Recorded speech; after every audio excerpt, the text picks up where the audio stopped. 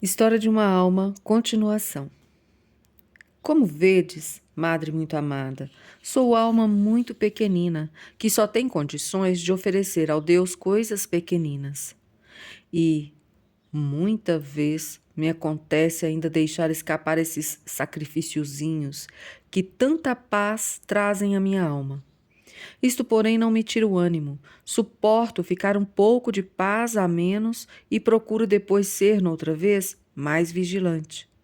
Ah, o Senhor é tão bom para comigo que nem me torna impossível temê-lo. Sempre me deu o que desejava, ou antes, fazia-me desejar o que me queria dar. Assim, pouco antes de começar minha provação contra a fé, eu dizia: realmente, não tenho grandes provações exteriores, e para ter as intenções, mister seria que o bom Deus mudasse meu caminho. Não acredito que o faça, mas também não posso continuar sempre assim no repouso. Que meio, pois, encontrará Jesus para me provar?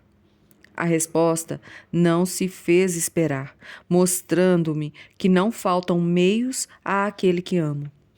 Sem alterar meu caminho, enviou a provação que mesclaria saudável amargura a todas as minhas alegrias. Não é só quando me quer provar que Jesus me faz pressentir e desejar. Há muito, nutri um desejo que se me afigurava absolutamente irrealizável, o de ter um irmão sacerdote. Pensava a miúde que, se os meus maninhos não tivessem vindo para o céu, teria a ventura de vê-los subir ao altar. Mas se Deus os escolheu para deles fazer anjinhos, já não podia esperar ver a realização do meu sonho. Eis como Jesus não só me concedeu a graça que almejava, mas uniu-me pelos vínculos da alma a dois dos seus apóstolos, que se tornaram meus irmãos. Quero, minha madre muito amada, contar-vos em pormenores como Jesus satisfez meu desejo e até ultrapassou, pois não desejava senão um irmão sacerdote que todos os dias de mim se lembrasse no santo altar. Padre Maurício Bartolomeu, órfão de pai e mãe, era seminarista da diocese de Bush e aspirante a missionário. A 29 de setembro de 1897, véspera da morte de Teresa, embarcou para Algéria, onde encontraria no noviciado dos padres brancos. Esses padres, toda carmelita tem o ofício de rezar pelos sacerdotes. E a muitas delas, eu não posso dizer se a todas elas, é dado nomes mesmos de sacerdotes para elas rezarem. É como se elas ficassem responsáveis, como um anjo da guarda de oração, de rezar, de orar, de sacrificar-se, de oferecer as orações, a vida por esses sacerdotes. Foi nossa Madre Santa Teresa que em 1895 me enviou como ramalhete de festa meu primeiro irmãozinho. Estava na lavanderia muito entretida com meu serviço quando Madre Inês de Jesus, chamando-me à parte, me leu uma carta que acabava de receber. Era um jovem seminarista, inspirado, dizia, por Santa Teresa, o qual vinha pedir uma irmã que se dedicasse de modo especial à salvação de sua alma e o ajudasse com orações e sacrifícios quando missionário, para lhe ser possível salvar muitas almas. Por quem se tornasse sua irmã, prometia fazer sempre um momento, logo que pudesse oferecer o santo sacrifício. Disse-me, Madre Inês de Jesus, ser sua vontade fosse eu quem se tornaria irmã do futuro missionário. Minha madre, dizer-vos de minha felicidade seria impossível. O modo inesperado de se cumprir meu desejo fez brotar no coração uma alegria que diria de criança, pois precisava remontar os dias de minha infância para deparar com a lembrança de alegrias tão vivas que a alma se sente pequenas demais para as comportar. Desde muitos anos não experimentara uma satisfação desse gênero. Percebia que, sob tal aspecto, minha alma remoçara. Era como se pela primeira vez se tangessem cordas musicais até então esquecidas. Tinha noção das obrigações que assumia. Por isso, pus mãos à obra, procurando redobrar de fervor. Devo confessar que, de início, não tive consolações que estimulassem meu zelo. Depois de escrever fascinante carta, repassada de cordialidade e nobres sentimentos, para agradecer à Madre Inês de Jesus, meu irmãozinho não deu outro sinal de vida senão no mês de julho seguinte, além do cartão que me enviara no mês de novembro, participando sua convocação para o serviço militar. Mas foi a vós, minha madre muito amada, que o bom Deus reservou o acabamento da obra começada. Não padece dúvida, pela oração e pelo sacrifício, é que se pode ajudar aos missionários. Às vezes, porém, quando Jesus se compraz em unir duas almas para o louvor de sua glória, permite que elas, de tempos em tempos, possam comunicar entre si seus próprios pensamentos e incitar-se a um amor maior a Deus. Mas, para tanto, se requer uma vontade expressa da autoridade. Pois a mim me parece que, de outra maneira, tal correspondência faria mais mal do que bem, quando não ao missionário, pelo menos à carmelita, cujo gênero de vida a induz a voltar-se sobre si mesma. Então, em vez de uni-la ao bom Deus, tal correspondência, ainda que esporádica, por ela solicitada, lhe distrairia seu espírito. Na imaginação de mover mundos e fundos, não faria absolutamente outra coisa senão arrumar para si mesma, sob capa de zelo, uma distração inútil. Pessoalmente, nisso como em tudo mais, julgo necessário, para as minhas cartas promoverem o bem, sejam escritas por obediência, e de minha parte haja antes repugnância do que prazer em escrevê-las. Assim, quando falo a uma noviça, procuro fazê-lo de modo que para mim seja ato de mortificação.